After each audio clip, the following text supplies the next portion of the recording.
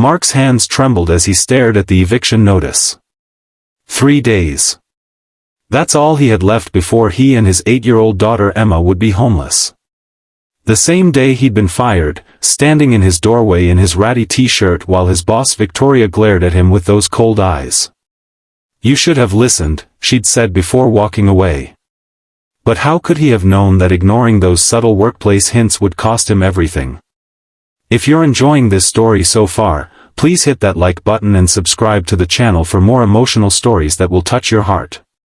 Your support means everything to us. The morning had started like any other in the Thompson household. Mark was already behind schedule, frantically making Emma's lunch while she sat at the kitchen table, carefully coloring inside the lines of her drawing. "Daddy, you forgot to sign my permission slip again," Emma said, not looking up from her artwork. Mark closed his eyes briefly, feeling the weight of another ball dropped. "I'm sorry, sweetie." "Where is it?" "I'll sign it now." Emma reached into her backpack and pulled out a crumpled piece of paper. "It's for the Science Museum trip next week. Ms. Peterson says if I don't bring it tomorrow, I can't go." Mark quickly scrawled his signature on the form and handed it back to his daughter. "There you go. All set." Emma carefully tucked the paper into her folder. "Are you going to be late again tonight?" The question pierced Mark's heart.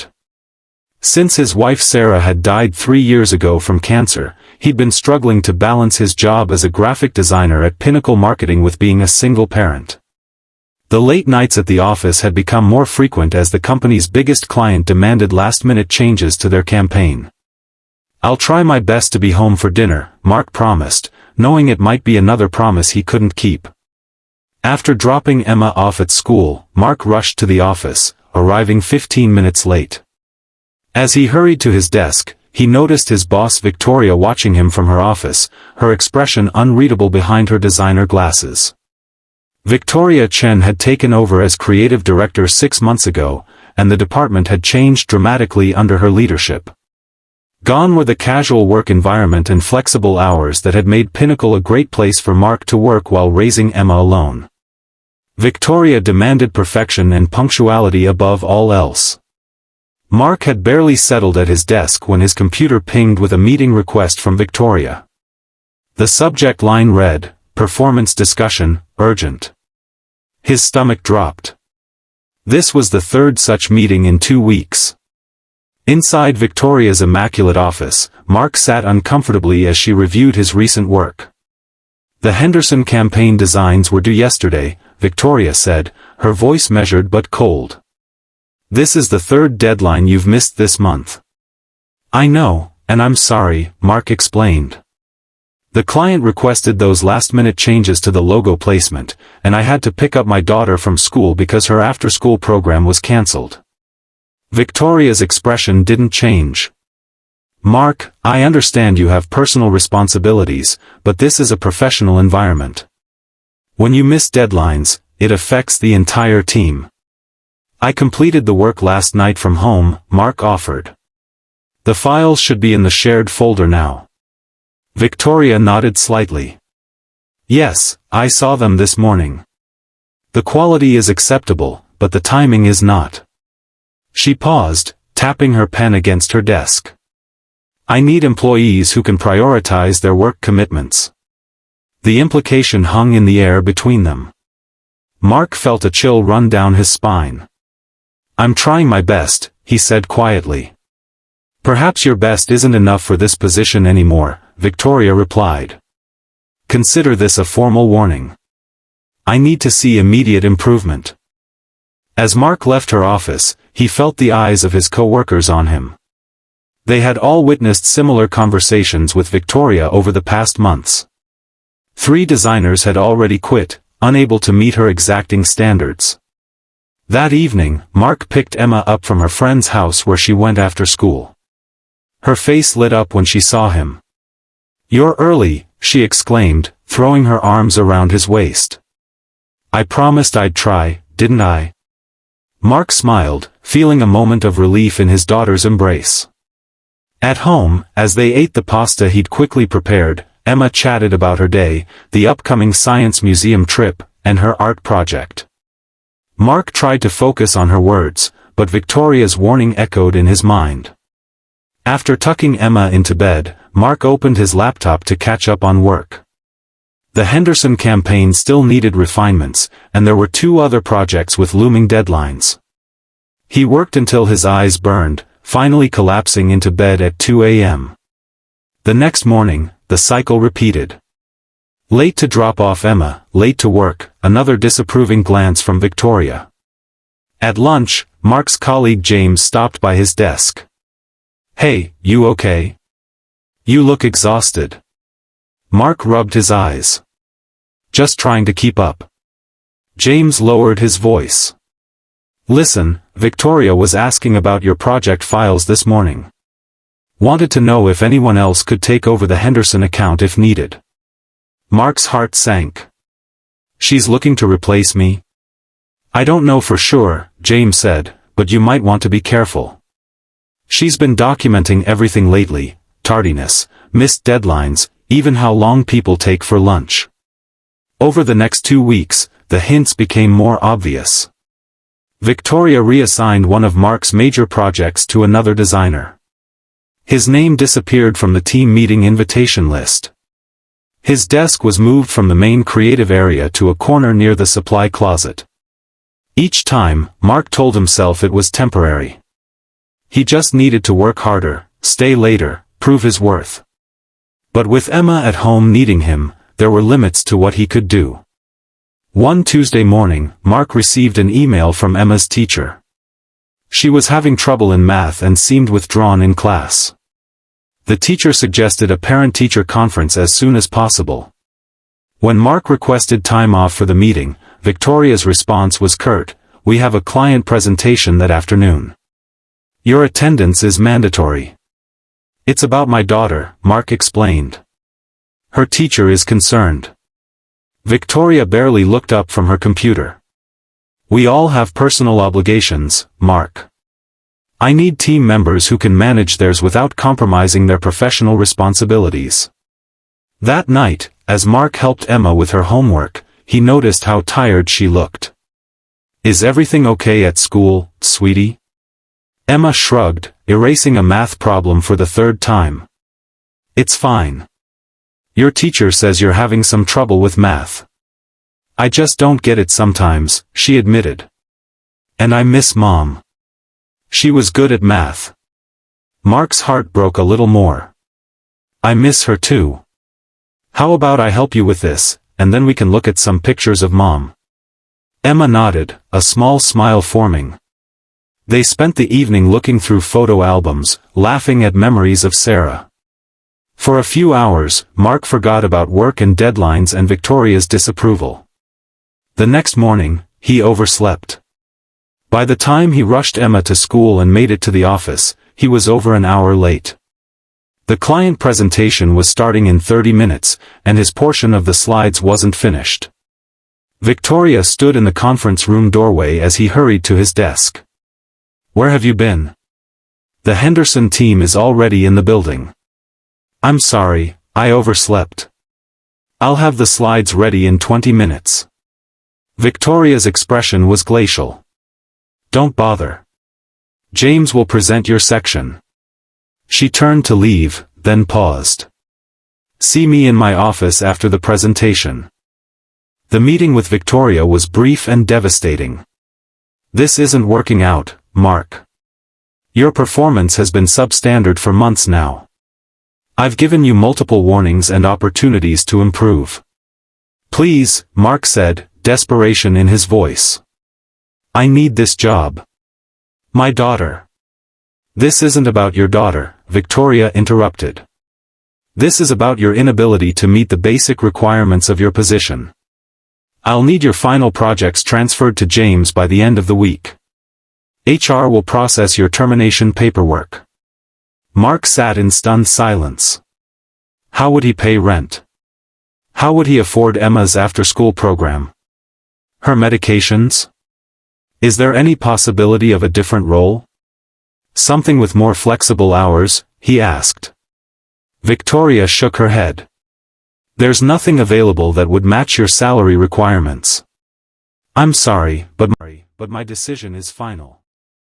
That evening, Mark couldn't bring himself to tell Emma. He watched her playing with her stuffed animals, blissfully unaware that their world was about to change dramatically. The next day, Mark went through the motions at work, transferring his files and clearing out his desk when others weren't looking. He had 3 weeks of severance pay coming, not nearly enough to find a new job and keep up with rent and expenses. On Friday, his final day, Mark left the office without saying goodbye to anyone.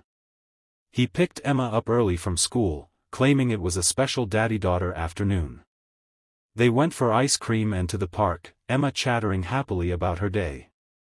The weekend passed in a blur of online job applications and budget calculations. By Sunday night, Mark had to face reality. Without immediate income, they would be evicted within weeks. Monday morning, Mark dropped Emma at school and then sat in his car, unsure where to go. He had interviews lined up, but nothing immediate. The severance check wouldn't arrive for another week. His phone rang, an unknown number. Hello? Mark Thompson? This is Diane from HR at Pinnacle Marketing. There seems to be an issue with your termination paperwork. Victoria Chen needs to speak with you immediately. Mark's stomach churned. What now? Had they decided to withhold his severance? Can it wait? I'm in the middle of. She was quite insistent, Diane interrupted. She mentioned something about your final project files being incomplete. Mark sighed. Fine. I'll come in this afternoon.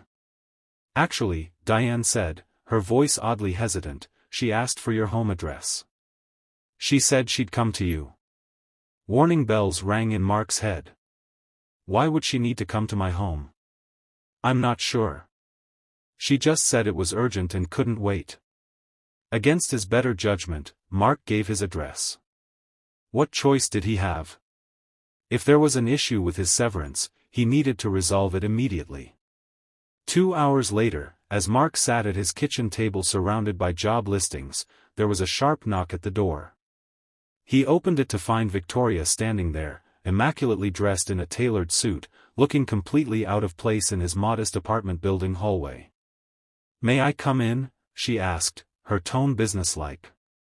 Mark stepped aside, suddenly conscious of the apartment's disarray, Emma's toys scattered across the living room floor, dishes in the sink, laundry piled on the couch waiting to be folded. Victoria surveyed the space, her expression unreadable. Then, without warning, she turned to Mark and said loudly, "You're fired." Mark stared at her in confusion. I know. You fired me on Thursday. Victoria's stern expression suddenly cracked, and to Mark's astonishment, she smiled. No, Mark. You're fired, financially independent, retired early by design. What? Victoria reached into her briefcase and pulled out a folder. I've been watching you for months, Mark. Not because your work was substandard, quite the opposite. You're one of the most talented designers I've ever worked with. Mark shook his head, trying to process her words. Then why did you fire me? Because you deserve better than what Pinnacle can offer you, Victoria said, her voice softer than he'd ever heard it. May I sit down? This will take some explaining. Still confused, Mark cleared a space at the kitchen table. Victoria opened the folder and spread out several documents. 3 years ago, before I came to Pinnacle, I was in your position, she began. Single parent, demanding job, trying to do it all and failing miserably. My son was suffering, my health was deteriorating, and my work was becoming mediocre at best. Mark listened, stunned by this glimpse into Victoria's personal life, something she'd never shared at the office. Then my mentor showed me another way, she continued. A way to use my skills on my own terms, to build financial independence while having the flexibility to be there for my child. She pushed a document toward Mark. This is a contract for a freelance position with Henderson directly. They specifically requested you. Mark scanned the paper, his eyes widening at the hourly rate, nearly double what he'd been making at Pinnacle. They were impressed with your work despite the delays, Victoria explained. When I told them you were leaving Pinnacle, they asked if you might consider working with them directly. But why all the hints? The warnings? Why actually fire me? Victoria smiled again. Because sometimes we need a push to make a change. I watched you struggling the same way I did, trying to fit your life into a corporate structure that wasn't designed for single parents. You needed to be freed from that structure, not just move to another company with the same limitations. She pulled out another document. This is a business plan. I've been consulting on the side for 3 years now, setting my own hours, choosing my clients. My income has tripled, and more importantly, I'm there when my son needs me. Mark's mind raced with possibilities. You think I could do this too? I know you can. The Henderson contract is just the beginning. I have 3 other clients who would jump at the chance to work with you directly. Victoria paused. The fired part was perhaps a bit dramatic, but I needed to get your attention. For the first time in months, Mark felt a glimmer of hope. Why are you doing this for me? Victoria's professional demeanor slipped further, revealing unexpected vulnerability. Because someone did it for me when I was drowning. And because I've seen how much you love your daughter.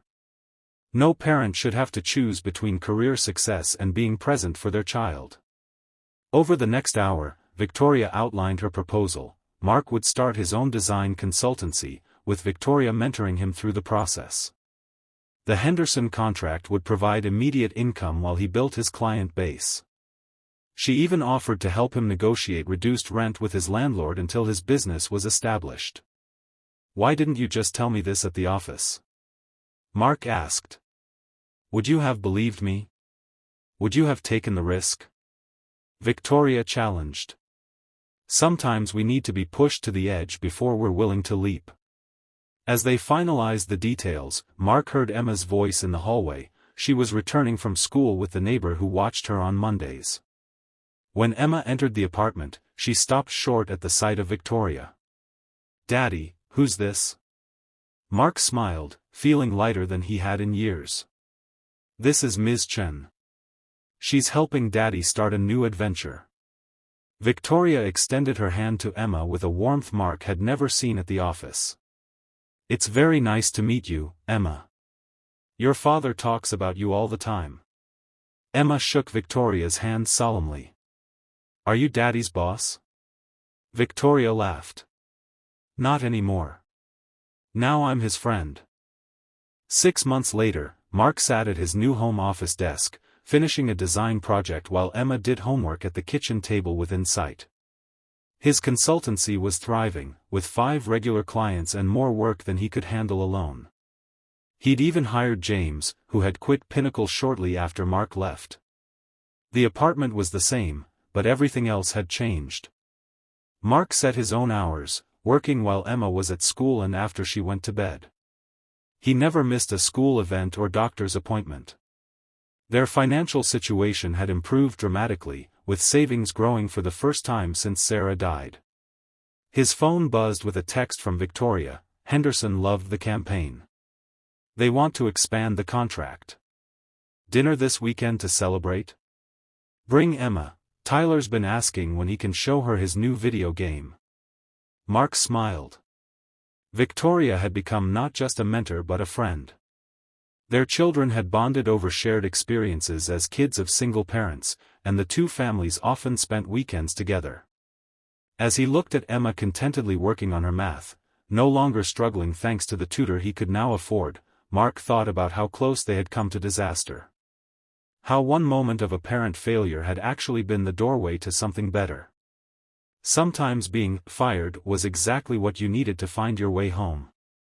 The day Victoria had shown up at his door shouting, "You're fired," had been the worst day of his life, until it became the best. Sometimes the universe has to break down what isn't working to make room for what will. Sometimes the end is really just the beginning. If this story touched your heart, Please don't forget to like and subscribe for more content that reminds us all that our darkest moments can lead to our brightest futures. Share in the comments if you've ever had a setback that turned into a blessing in disguise.